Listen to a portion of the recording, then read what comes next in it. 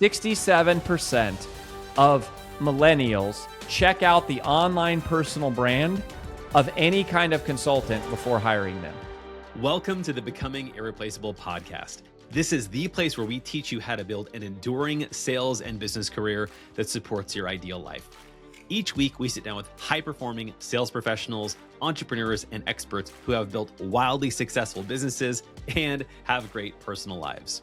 If you want to learn how to win top-shelf clients, how to lead and manage small but effective teams, and how to design a business that allows you to live life on your terms, then you are in the right place. I'm your host, John Israel, author, coach, and keynote speaker, also known as Mr. Thank You. I'm so glad you're here. Let's dive into the show. Hello, everybody, and welcome back to the Becoming Irreplaceable Podcast. And what I'm so excited to share with you guys today is a person who has been very near and dear to my heart, and somebody who's really positively impacted me. In fact, you probably know who I am because of this gentleman. His name is Rory Vaden, and Rory Vaden has this masterful skill. I mean, he's got many skills, but he is the foremost expert on the topic of personal branding. And I'll tell you how I got to know Rory. So we met initially years ago when we were both 20-somethings in the NSA, National Speakers Association. But years later, I was building this thing called Mr. Thank You. And I'm like, how do you sell gratitude? Like, this is such a squishy subject. Like, I don't get it. And I have this friend named John Rulin. Some of you guys know who John is. And John passed away a couple of years ago. And before he passed, I was sharing with him my struggles, and he said, have you talked to Rory Vaden yet? Because what you're struggling with is exactly what he thrives in. And so I reached out to Elise Archer, who was on your team at the time, and we had a discovery call, and I was a client for Brain Builders Group for 3 years, and it absolutely blew up my speaking career and everything. And so I'm just so grateful to bring your message and your wisdom to our audience today. So Rory, welcome to the show. Yeah, buddy. It's great to be reconnected with you and be back and see what you're doing on the journey. Like so many of our brand builders who are like changing the world and making a difference. And man, just proud of you and honored to have a little part in that story. So I'm ready to rock and roll. Yeah, let's do this, man. So here's what I would love, because I don't think when we first met, right, and this was back in 2018. I don't know if I was like client number 20 of Brand Builders Group, but it was like you were early for sure. Because you guys were like everything was fresh and new, and you were built. What was so fun, and you could sort of see it. You were building your company in front of us, right? Like you had just exited your previous company and starting from scratch. And when we met and I got to that first event, you brought up this idea of personal branding. And I honestly don't think I'd ever even heard of that term. And I would hope, can you describe like what is personal branding? Again, a lot of our audience are sales professionals, business professionals who may be familiar with the term, but they may not be. So can you describe it in your words? Yeah. I mean, I'd like to talk about what it's not, because when people hear the term personal branding, their mind goes to, oh, that means you're a TikTok influencer, or you're a YouTuber, or you're a podcaster, or personal branding is like your fonts and your colors and your logos and your like website. And all of that stuff is not how we define personal branding. And I think when you think of it in that way, it leads you down the wrong path. And I think a lot of people who talk about personal branding and who think they're doing a good job at it are doing a terrible job at it. And it's because of that. So the way that we define personal branding is simply the digitization of your reputation. The digitization of your reputation. So personal branding, while people think of it as a new term, which it is a new term, it's not really a new concept. It's not about technology. It's not about going viral. It's not about vanity.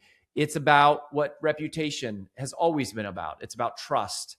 It's about relationships. It's about being the person who people think of on your particular topic, in your particular niche, for your particular expertise or service that you provide. And then it is simply the digitization of that reputation, and then the expansion of it. So the full definition we say is it's the formalization digitization, monetization, and then multiplication of your reputation. And that's part of how we've become really well known in our space, is that we have worked with several clients like you, like John Ruhlin, and like many others, and including many of our clients have really gone to celebrity status. Lewis Howes, Ed Milet, John Maxwell, Amy Porterfield, Eric Thomas, Jim Quick, Cody Sanchez, like all Trent Shelton, like a lot of these people who were already successful before us and would have been successful without us. But we've had a piece of that journey, and we see behind the scenes. And originally, John, we were really working in the expert space. It was really like, we started out serving like speakers, authors, coaches, consultants. And then what's happened, like a mass explosion, is we've gotten into professional services, because now, back when we started in 2018, it was like, oh yeah, if you're a speaker, an author, a coach, a consultant, maybe a doctor, you need to have a personal brand. But now it's how everybody does business. And so it's real estate agents, it's mortgage brokers, it's financial advisors, it's insurance agents, it's direct salespeople. It is the entrepreneur down the street who sells widgets, and it's also the plumber. And and so we're working with certainly a bunch in healthcare, Dr. Axe, Dr. Gabrielle Lyon, Dr. Henry Cloud, all clients of ours. But it has become pervasive because reputation precedes revenue, and personal branding is the digitization of reputation. And most people are doing it way, way, way wrong. Well, so I love that you are working more with professional services, because when I came to you, it was a little bit more, we were transitioning out of the day-to-day of, my sales business and our gifting business. And I was starting to speak more. So what you were talking about really, really spoke to me. Fascinatingly, by the way, what I found was in that process of building my personal brand, building a more aligned, clear message when I was on social media, when I would speak, it actually grew our sales, like inadvertently, because it puts you in such a level of positioning that, as like a sales professional, it's so hard, right? Because you come off the bat and you're viewed as a salesperson, or just another vendor, or just another person who's trying to get somebody to do something that they don't want to do. Yeah. And so I think that can be a really hard place for a lot of people, because most sales professionals that I have met and had conversations with, in their hearts, are good people. But we have a hurdle to overcome with potential clients, because you're just another person online. You're just another person making a phone call, sending an email, or anything like that. And so it's this fascinating thing that you have these hurdles to overcome as a sales professional. So how do you do that? How does personal branding actually do that? Can you take an example of whether it be an actual person that you've worked with in their sales or business, and using personal branding to kind of help them grow that, grow their reputation, grow their sales? Yeah. I mean, the simplest answer is that sales is outbound and personal branding is inbound. And I went door to door 14 hours a day, 6 days a week on straight commission. I knocked for a place to live, took ice cold showers. I did that for 5 summers. And I know that you and John Ruhlin were in Cutco. And so we've always had that as a little bit of a kinship, but like, we lived in a different state. We lived with strangers, and we had to sell knocking on doors. And then our first company that we built, it was a company we started from scratch by cold calling out of the Yellow Pages phone book. And we grew that to 200 people, and it was a sales training organization. And that's what sales is. It's an outbound game, right? It is an intrusive game. It is an interruptive, here I am game, which is great. There's not anything wrong with that. That is what it is. But personal branding is more reputation, referrals, repeat business, and most of all, it's warm, right? The difference is sales is more of a megaphone. Personal branding is a magnet, right? Sales I would describe as outbound. Personal branding I would describe as inbound. Sales I would say is cold. Personal branding is warm. So contrast our first company where we had 200 people that made cold calls like every day. And it took us, over 10 years to build an 8-figure business. Brand Builders Group, we went from 0 to 8 figures in revenue in half the time, 5 years, with only 2 salespeople. And 100% of our calls are inbound. Our salespeople don't prospect at all. They wake up every day, they open their calendar, and in their calendar is just stacked with Zoom invites. And they click on it, and they have an engagement with somebody. They have a meeting with somebody who has already had an experience with us. They've either seen me speak on stage, they've read a book, they've listened to a podcast interview like this, they've watched a webinar, they've followed, they've watched YouTube videos, or they were a warm referral that somebody sent to us. So our salespeople, it's a completely different experience of, hey, I need to capture your attention, interrupt you, and convince you that you should listen, which is not bad or wrong. It's just there's a lot of rejection there, versus, hey, people are coming in saying, I'm already interested. And the top salespeople always get to this place eventually. None of the top salespeople in any industry do it by cold calling relentlessly. That's often how they start, but none of them go, what's the secret to like becoming a top producer? Oh, just more cold calls. It's not how they get there. It's referrals, it's relationships, it's reputation, because they end up getting, more revenue from less time. They get more revenue and less rejection. It's because they become trusted. And, ultimately sales is a transference of trust. You can do that when you knock on a door. I've done it cold calling over the phone. I've done it walking, floors in apartment buildings. Like, I've done all of those things, but personal branding is about getting people to call you. And by the way, they're not mutually exclusive. So Brand Builders Group is actually, we're now launching a sales effort of our business that is more outbound, where our team is going to go do presentations for free. And then they'll just offer free calls. So they still won't be selling anything, but it's adding value and letting people opt in versus, stepping in front of them, so to speak. This is perfect, because that was going to be my next question, which is, how do you see sales professionals starting to do this, right? And just to give you like a personal experience, because this is sort of what came out of our relationship in the beginning, was building a value add talk. Right. I don't know if I ever shared this story Building with you. A value what? A value add talk. A value add, yeah. Something like that. So there was a gentleman that I met. I was on a plane flight years ago, and he had a Toyota shirt, and it said just big Toyota logo. And it was in the Pacific Northwest. And I asked him, because he was the head of Toyota parts. And I said, who is your number one distributor of Toyota parts or Toyota vehicles in the Pacific Northwest? Like, which dealership? And when you think of all those states, right, like Washington, Idaho, Oregon, Montana, all these places, like, what would be the city you would think? Seattle, Boise. But he says Coeur d'Alene, Idaho. And I was like, how? And he says, because the owner of that dealership has built a relationship with every single high school in the surrounding area. And he comes into every driver's ed class and he gives a session called How to Buy a Car. And it's really basic. He teaches about credit, how to buy a used versus a lemon, how to know the difference, when you should lease it versus buy it, to all these people who can't, like, they can't even be customers yet. But that blew his business up because it built this reputation in the area that he was always a value add person first.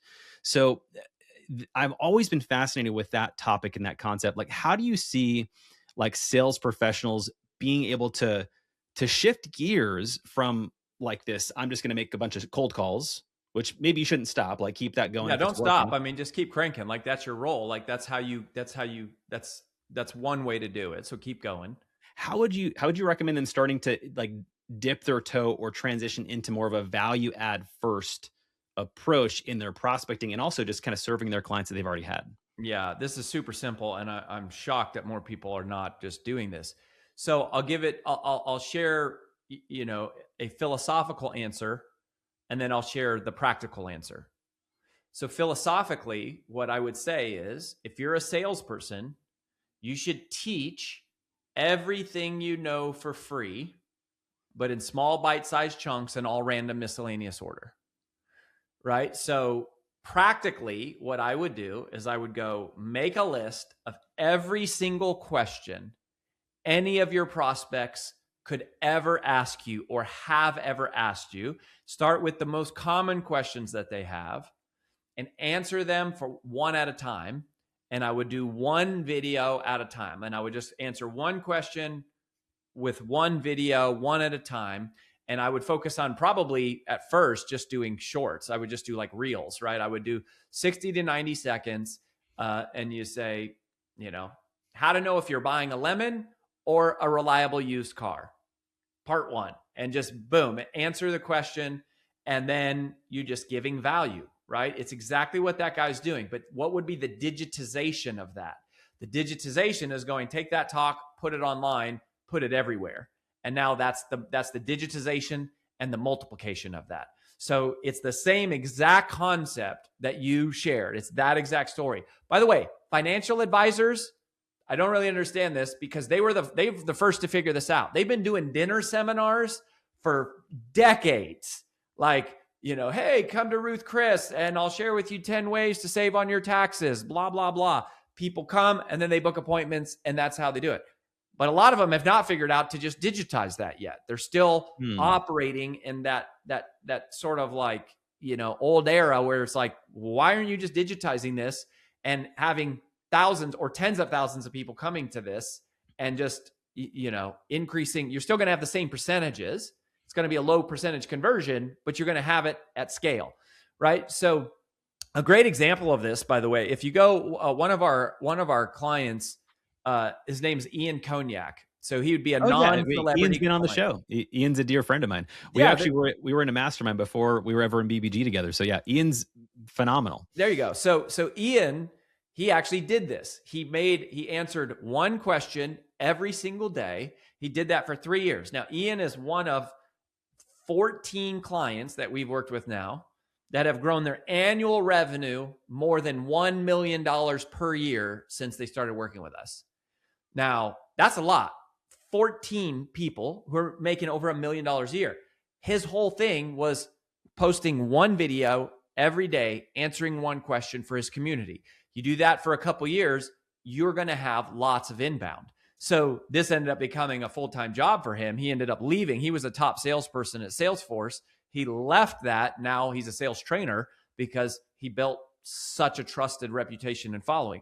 But it doesn't matter what I was selling. Like if I were selling anything, that is what I would be doing, is I would be answering questions one at a time for people. Well, and that's so true, because when you think about, I mean, I don't know about you, but like sometimes if I get a random phone call or if I get anything, if I see somebody's name or email before I have an appointment with them, I'm going to look them up. I'm going to be like, where have they worked before? What is their rough reputation that I can see online? Are there any legal problems that I should be aware of before we have a conversation about business? And these are all subtle little things. And of course, most of you don't find that. But truthfully, what you find for most people is nothing. Nothing. You really don't find much of anything. But it's fascinating how simple it is to do these little things you're talking about. And I think this is one of the confusions is like, you might not get business directly from that one video right now, but it now exists in an ecosystem that costs you $0 to maintain forever. And people are going to look you up and find it. And that might be just a little bit that they need to feel like they can trust you more to actually decide to work with you. And I would say a lot of it, John. So I would say, like, here's another common misconception. You don't need millions of followers to make millions of dollars. So first of all, when you're going viral, you're creating content that applies to the most number of people. That's what goes viral. Cat videos, right? Things about sports. When you're making money, you're creating hyper-targeted content that only applies to a few people. But you don't need millions of followers. You don't need millions of customers. Most of you, if you had a couple dozen of your perfect customer, you would double or triple or for sure have your best year ever, right? So I don't need millions of people following me. That's not what we're talking about. But so you might post a video and get a lead from that video who becomes a customer. That might happen. At scale, that definitely happens. But I would purport and suggest, and we actually have data. I could look up the exact number on this. The data says that the first way you're going to make money on it is exactly what you just described. Someone is going to get a voice memo from you or an email from you, or someone's going to refer you or mention you, or you're going to introduce yourself to somebody, and they're going to decide whether or not they're going to take a meeting with you. And a huge part of how they're going to decide, in fact, this is, I'll look this up while we're talking. I'll get the actual data point, because we invested over $100,000 in conducting a national research study for to answer questions like this, to really understand like what are the things, the key drivers of monetizing a personal brand. So I'll look this up while we're talking. But they're going to see and they're going to look at, they're going to vet you to decide whether or not they're actually going to talk to you first, right? So the lead maybe didn't even come from social media, but social media moved them farther down the buying line, or your YouTube or a podcast or some piece of content where they had a chance to have an interaction with you, to sample you, right? Like, this is how you go to Whole Foods. They get, you go to Costco, they're going to give you chicken on a stick. This is the metaphor we tell all of our clients. It's like chicken on a stick. You didn't need the thing, but you're walking down the aisle and someone goes, "Hey, have a piece of chicken on a stick," and you eat it and you're like, "Oh my gosh, that's so good. I've never heard of this brand before, but I must buy some." That's what's happening, is they're going to research you online before they buy from you. And so here's some of the data, right? So 62% of Americans, first of all, say that having testimonials is the single most important factor in deciding who to purchase from. So if you're able to feature content that is like your customers, your past customers, talking about like how great of a job you've done, right? That all of a sudden is going to make a really big difference. But these people are vetting you before they actually talk to you. So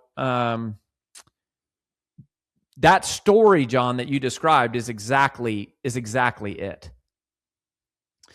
Yeah. Well, and I think that this idea of add value first, like something that people need to understand is this, again, we don't want to say stop all your other marketing efforts that you're doing that have evidence of success and just go all in on this. Like, you kind of need to build towards it, because, I agree. I think any, sales professional with any experience is going to know for a fact that calling somebody you have zero relationship with is way harder than somebody who was referred by somebody that they know, like, and trust, right? Which is ultimately, again, that's how we got connected, because Rulin, anything he would say, I'm like, I'm going to trust you, to the grave. So, hey, whatever you say to do, I'll just do that.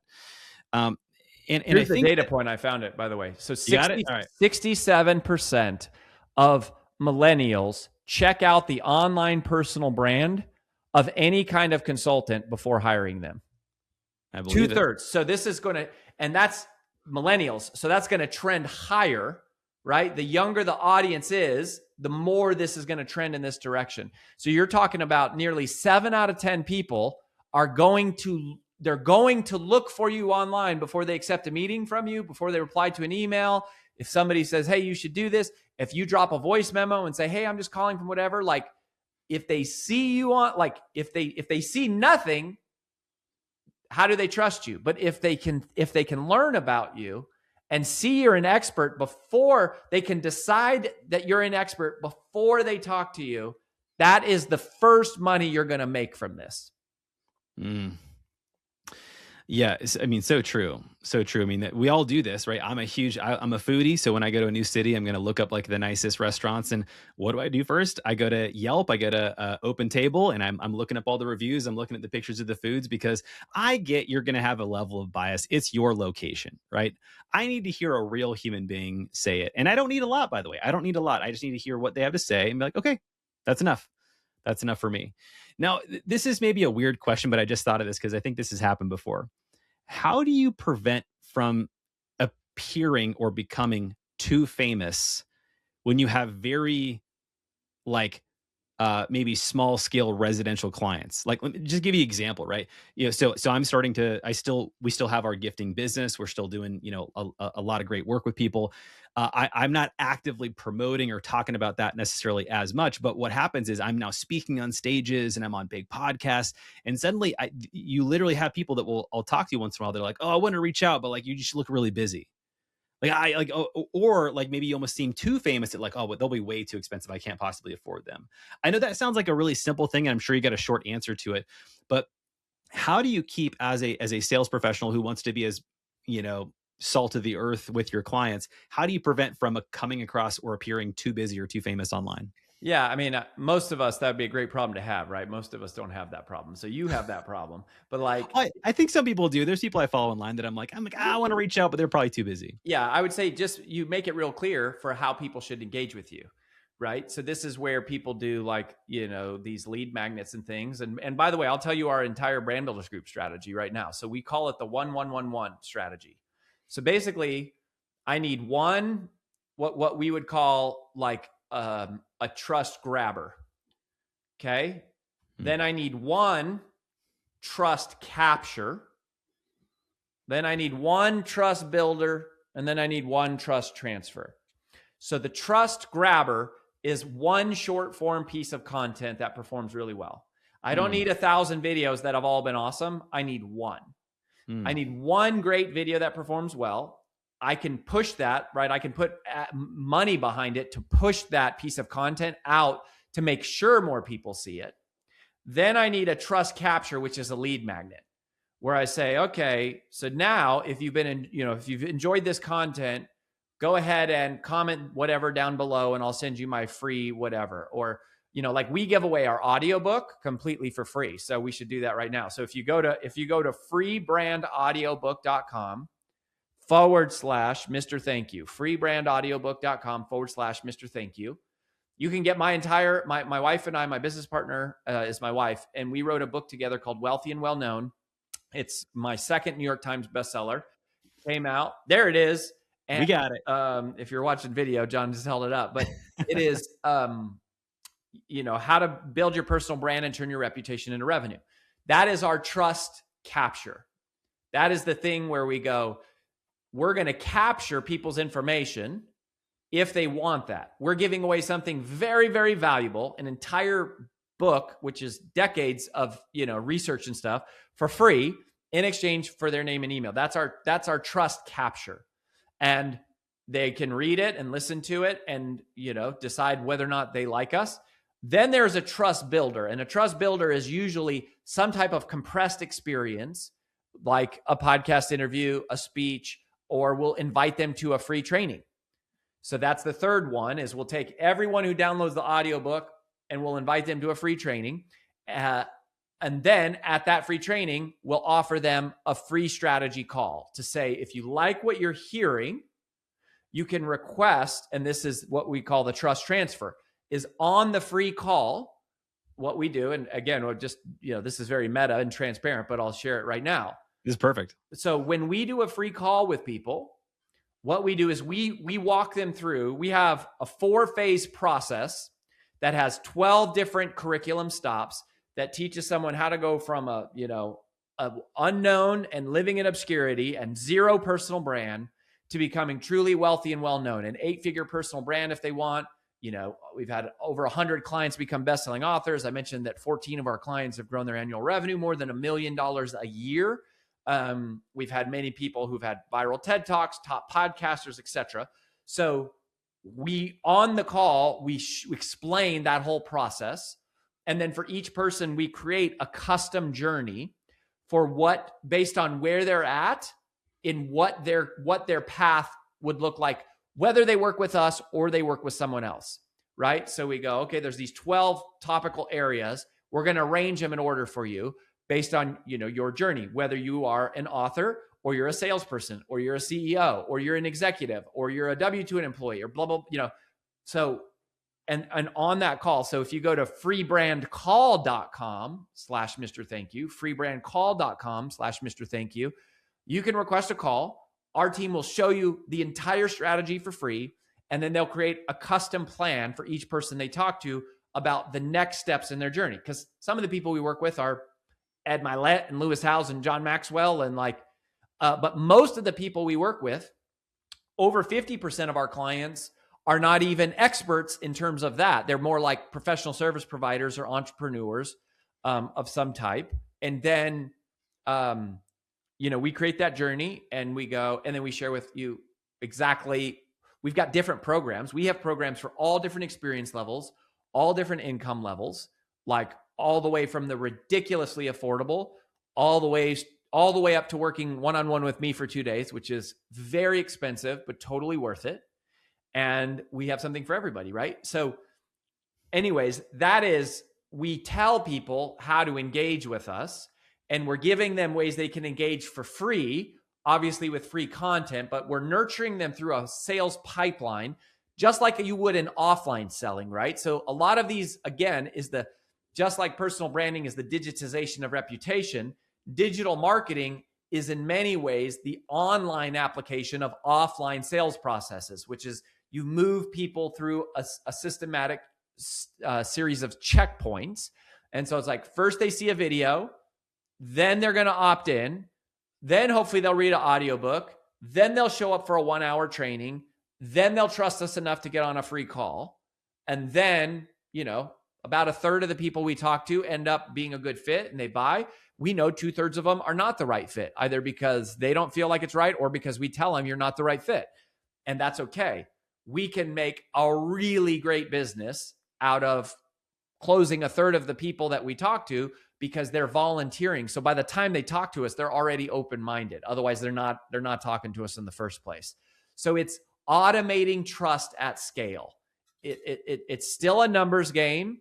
It's still a pipeline. It's still a systematic process of building incremental trust, but it's digitizing it and doing it at scale. So to answer your question, how do you get people over that fear? We're guiding them in what the next step is. So there's no confusion about, are they too busy to talk? It's like, they're not asking that question because we're saying, hey, the next step is download the audiobook. The next step is show up for a free training. Hey, the next step is request a free call. And that's it. Yeah, no, I love that. So that's a perfect example to show that just have something available for people to learn more of that doesn't necessarily take more time from you. Like, again, it doesn't take any additional time if we have 100 people download your audiobook from this call or 1,000. Yeah. Right? It's going to be the same level of effort, which is nothing at this point. And I love that. And I think that there's another part here that you did that was very subtle, but I thought was clear. Was you said, hey, we work with some of these massive, crazy figures. We also work with everyday people. We work with so-and-so. And I think some people clients of mine who might be in real estate, right? Like, yeah, it's awesome to show all the multi-million-dollar listings and things that you have, but let's also not forget, like, hey, I love working with these clients. I also love working with these clients too, right? If you do serve those people, right? Now, if you want to niche yourself into only a luxury market, it's a little different story. But I think that what you did there was perfect. And there's something else I know that you do really, really well that I think would help our audience know how to show up better online, which is, I think one thing that's learned, I don't know if I shared this story with you, but when I was early in my sales career, like I was a sales manager and I had a small sales team I was working with, and there was a young lady who worked with me. She was actually my number one rep, but she was very introverted, like very strangely for a salesperson, like very introverted, didn't talk a whole lot. We happened to be in Las Vegas for a company conference, and she had a couple of drinks.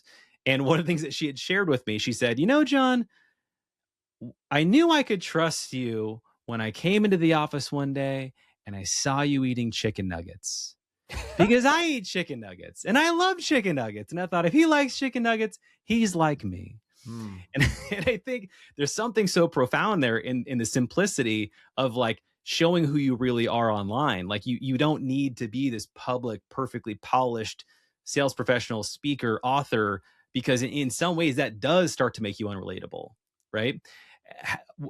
Speak, if you can, to the importance of being yourself online, because I think that is a big component where, there's a little concern, right? How much do I want to share online that have people lose trust in my ability to do my job well versus, vulnerability about, hey, here's who I am and here's how I live life. Here's what I care about. Can you speak to that? Yeah. So this is another actual one that we can answer. Now that I've got my data from our national research study pulled up, I can actually answer this directly. So this is actually pretty wild. The percentage of people who will buy from, like, if they know your personal brand. So 82% of Americans say that companies are more influential if the founder or executives have a personal brand that they know about, trust, and follow. So basically, they want to know who they're doing business with. And so here's how I would divide it from a tactical perspective. Your feed, like, think about your Instagram. We'll just use Instagram. Your feed is what you do. Your stories are who you are, right? So if you go to my Instagram feed and you look at it, it's a bunch of, like, hey, here's 5 ways to generate more leads from your personal brand. And here's 3 mistakes that I made when I was trying to start my own business. And hey, here's a way of gathering referrals that most people don't talk about, and whatever. It's like stuff like that. If you click and go into my stories, it's pictures of my kids playing basketball. It's Bible verse that I share every day because I'm a hardcore Bible thumping Jesus freak.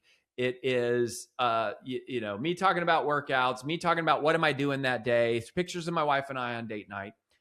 But the only people who are going to see that are the people who care enough to go and look at my stories. And the people who care enough to look at my stories are people who are either friends and care about what I'm doing, or they're new followers who are trying to decide, what do they actually think of me, right? So they've had some professional encounter, but we do business with people that we trust. And people can't really trust you deeply if they don't really know who you are. So for example, I struggled a long time talking about my faith, because I was like, oh my gosh, I'm going to get canceled. Everyone's going to think I'm weird. Like, we're going to lose all these clients. You're going to be like, oh my gosh, like Rory's one of those, like, evangelizing, Jesus people. And then what we discovered is, no, actually, we have lost some people, and I lose followers every time I post about Jesus, right? So that happens to me. But the people who show up are much more engaged. Not all of them Christians, but they know. Like, we've had so many people tell us directly, like, Rory, I know if you're being open about your faith and you're sharing that part of your life, that I feel like I can trust you to be honest about everything.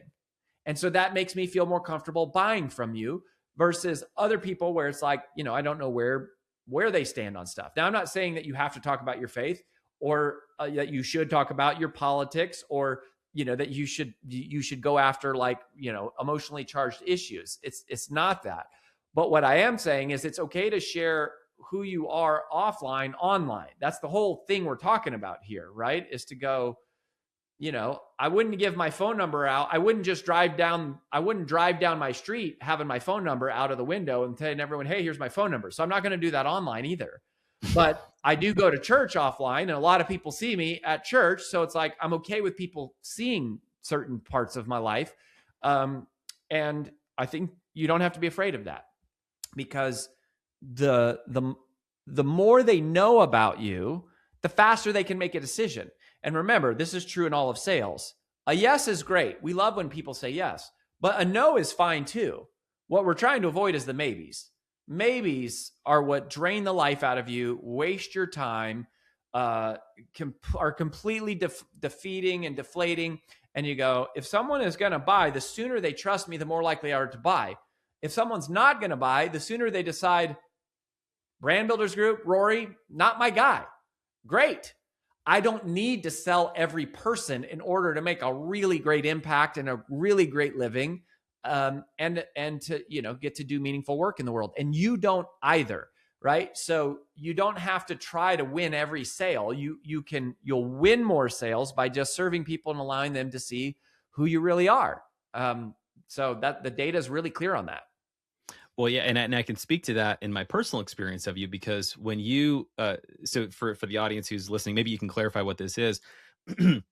But your faith is important to you, and I was watching you build this really prolific new personal brand with Brand Builders Group post your previous company, and you decided, I'm going to make a podcast about how I came to follow Mm. Jesus. Mm-hmm. And I remember being like, dude, this guy's got some guts. I mean, this was at a time, in whatever, 2022, 2023, right, where things were still pretty dicey online, with people being open about their beliefs or their values, and getting chastised. And I literally remember being like, ooh, like, I'm curious, like, what's going to happen here for Rory.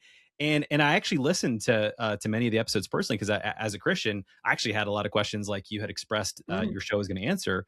And I more deeply fell in love with who Rory Vaden is, because I'm like, man, like this guy took the time to research this topic. He's not making any money off this. He's not building a business on top of this. He's purely like, I care about this. And I'm not even saying you have to believe this. I'm saying, hey, there's people out there who fit in this category that have questions, and they're curious, and they don't know where to Intelligent find skeptics. answers. That's who that podcast is for. Yeah. Yeah. Yeah. And you just made it for that person. And I think that something like that, not everyone needs to go do something like that, but taking a stand for something that does matter for you. And again, it was in a respectful way. It wasn't like, well, I think that this is the one and only religion, everything else is bad. You weren't going that route. You were just like, hey, here's how I came to follow this amazing human being, God figure. And I'm just gonna share with you how I did it and what I learned. And it was such a beautiful ode. And what happened to your business as a result of that? Like, can you speak to that at all? Yeah, I was afraid that we would lose clients, and we did. We lost two really important clients that were like, they'd had bad experiences with churches and all of that, and they're like, I just don't feel comfortable. We've had hundreds of people flock to us, though. Yeah. But it wasn't a calculated business decision. It was, Right. I was nervous about it too. I remember telling AJ, so my wife and business partner, I was like, I can't share this. And Mm. I'm like, what if people leave? And what if people, and she says to me, she goes, are you living for the approval of man? Mm. Right. So that was strong. And a lot of that was her encouragement. But yeah, again, I think it's just, this is about trust. Right. And if there's something that I'm hiding about myself, Mm. I think then people are going to sense, they're going to have a natural distrust. When I'm just open, like, here, I'm an open book, they go, oh, you're not hiding anything. Mm. I feel like I can trust you more. And you go, to the extent that helps business, okay, great. But it's, for us, Brand Builders Group is not a profit maximization endeavor. It never has been. We sold our first company in 2018, and like, this is an impact maximization endeavor for us. And this is about helping true mission driven messengers have practical systems and structures to help them make the world a better place, and to help them make source of all this. And yes, we want them to make money, but money is subservient to the mission. We want them to earn revenue, but revenue is subservient to reputation. We want income, but it's subservient to impact. And that's just kind of like what our little community is all about, right? We're good at making money. We know how to make money. We've had a lot of people that we've helped make money.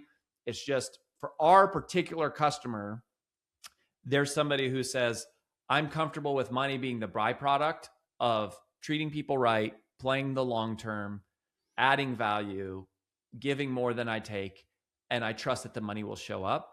And so not everybody vibes with that, right? Like, there's a whole crowd of people that don't follow us because they're like, no, I want to be a millionaire in 90 days. And like, if you can't teach me that, then I'm out, and it's just like, that's just not who we are. So I think you can have permission to just be who you are and know that your crowd will show up faster.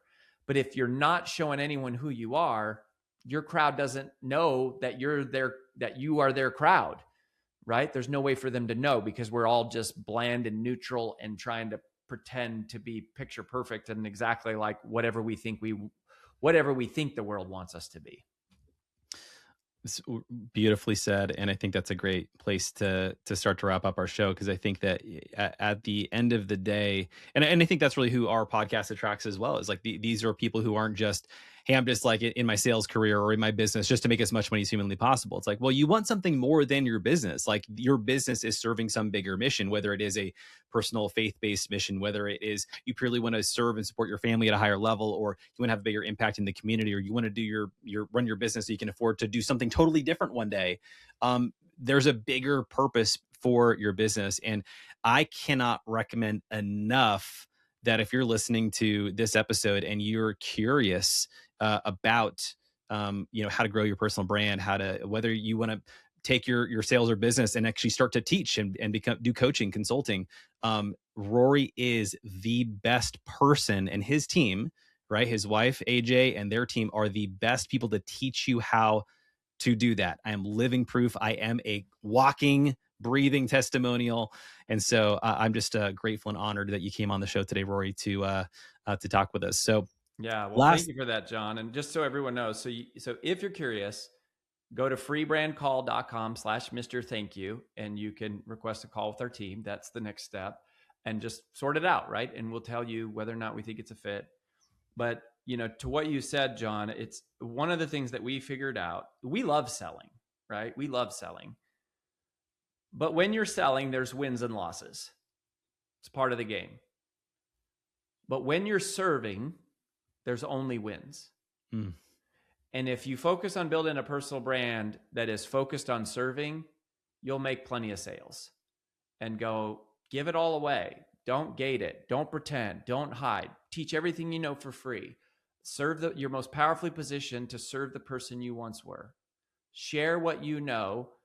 Help people, and know that if you do that enough, the revenue will show up. When you're selling, there's wins and losses, but when you're serving, there's only wins. Beautifully said. Beautifully said. All right, guys, if you are not yet following Rory Vaden, make sure you do that online. How do people find you online, Rory?